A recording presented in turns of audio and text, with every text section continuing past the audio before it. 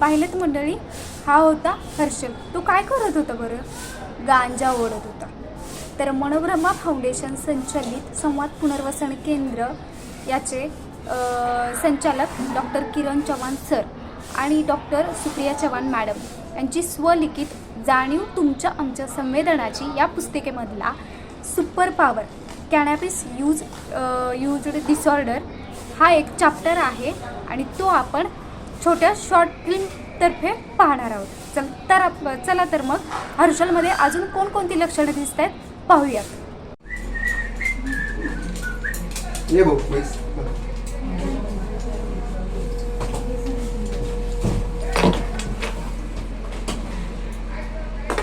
कुठं फिरतोय?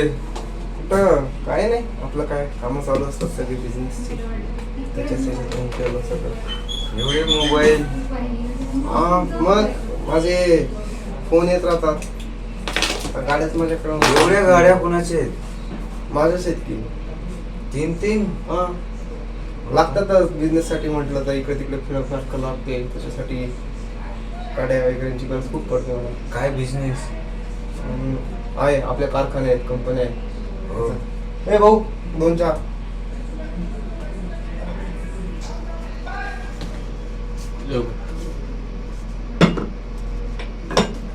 ठीक आहे, टिप घे.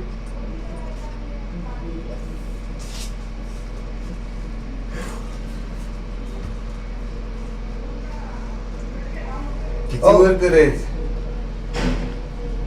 वर्कर किती आहेत कंपनी? वर्कर आता म्हटलं तर एका कंपनीत माझे साधारणतः 1200 आहे आणि दुसऱ्या कंपनीत तर 700-800. हॅलो, हां कंपनीचं का? ते असं करा की तो जो येणार आहे ना, तो काय नाव त्याचं, मिस्टर स्टॅनले. मिस्टर स्टॅनले, त्याच्याशी माझी एक मीटिंग फिक्स करून घ्या. त्याच्याशी मी बोलतो आणि काय ते मग बघू आपण. तो जर का म्हणत असेल की मला तुमच्या कंपनीत जॉब वगैरे पाहिजे, तर म्हणजे मला वाटलं तर आपण ठेवून देऊ त्यांना. हां चालते. उद्याची मीटिंग फिक्स करा. तर म्हणा उद्या 5 वाजेशी आलं पाहिजे म्हणा तुम्हाला. तुमचं तिकडचं टाईम चालणार नाही म्हणा होता. कोण आहे तू? अरे तो एक आहे, तो दुसऱ्या युरोपमधल्या एका कंपनीत कामाला आहे तो. सर त्याला माझ्या इथं जॉब पाहिजे, माझ्या कंपनीमध्ये. त्याच्यासाठी इंजिनियर आहे? हां तेच त्याच्यासाठी. आता अजून बाकीच्या कंपन्यांचं काम चाललं आहे. आता एक कारखाना बांधायचा आहे मला.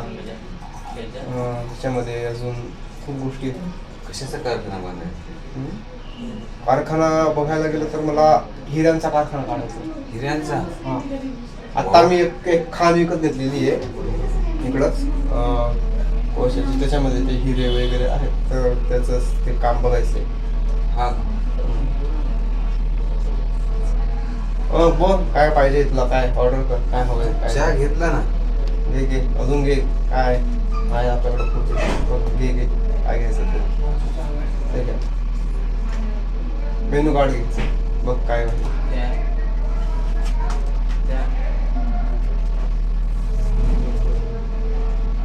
बघ काय मागवायचं ते माग. भाऊ एक चिकन बिर्याणी, एक अंडा राईस, एक मटन कटलेट, अजून तुमचं जे काय असेल ते स्टार्टर जे असेल ते पहिले घेऊन आणा. बाकीचं मी अजून सांगतोच काय काय.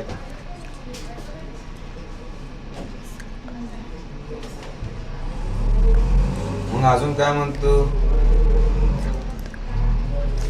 अजून काही नाही, चाललंय असं सगळं. अरे भाऊ काय थापा मारतोय? मला माहित आहे कोण आहे तू.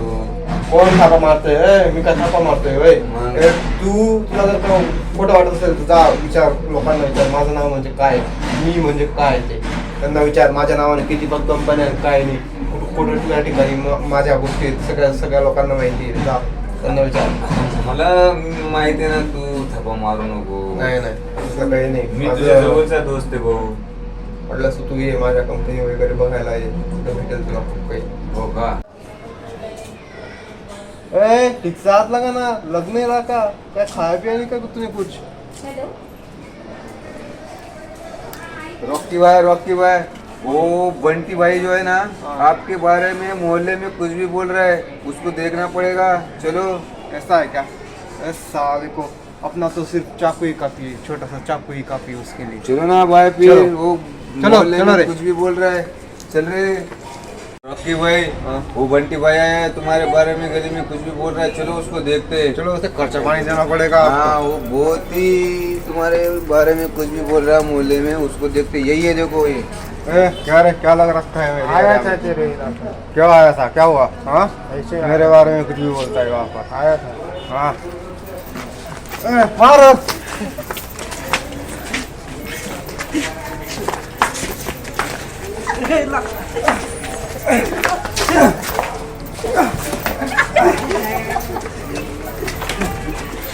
नका ना पा, कशाला जायचं तिकडं, कशाला उगाच. राहू द्या. डॉक्टरांकडे जायचं. नाही नाही नाही, राहू द्या. डॉक्टरांकडे जायचं चला.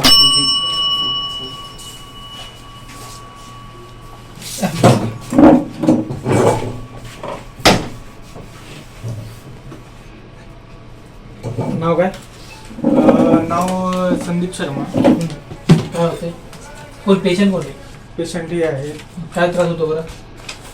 सर हा माझा मुलगा यांना म्हणजे 2 ते 3 महिने झाले असं म्हणजे कधी अचानक डिप्रेशन मध्ये जातो, कधी म्हणजे अचानक भांडणं करायसारखं हा. हे करतो आणि कधी म्हणजे एकदम अँझायटी मध्ये काय तर झाले म्हणजे असं फिरत बसतो, एकटं हा. बोलत बसतो. हा.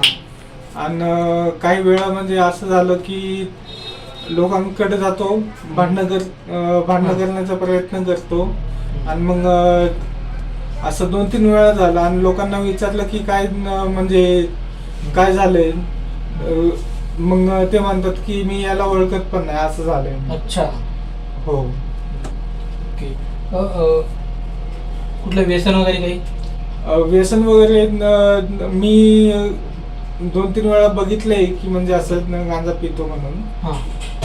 तेवढंच. अरे, काय काय व्यसन काय काय करतोय तू? म्हणजे गांजा घेतोय तर थोडंसंच घेतो, पण जास्त काही हे नाही. गांजा? हा. कधीपासून? आता झाले 2-3 महिने झाले आता. त्रास काय काय होतो बरं? झोप लागते का? नाही, झोप नाही लागत नीट. झोप लागत नाही? थोडं मोठ्या होतात, मला ऐकायला येत नाही व्यवस्थित. झोप लागत नाही. झोप लागत नाहीये. अजून काय त्रास होतो? असं, चिडचिड होते. चिडचिड होते? हा. काय बरं? अस्वस्थ वाटतं. संशय येतात का बरं? हा. कसले संशय येतात? ते लोक मला मारायला येतात. कोण लोकं? असं म्हणतो की लोक मला मारायला येतात, पण खरं बघितलं तर कोण नसतो म्हणजे. हा हा. नाही, ते असतात, ते मला मारायला येतात. ते लोक कधीपासून येतात मारायला? आता 15-20 दिवस झाले. 15 दिवस झाले. ते मारून ते मला गांजा व्यतिरिक्त कुठलं काही व्यसन? नाही, बाकी काही नाही. बाकी नाही ना काही?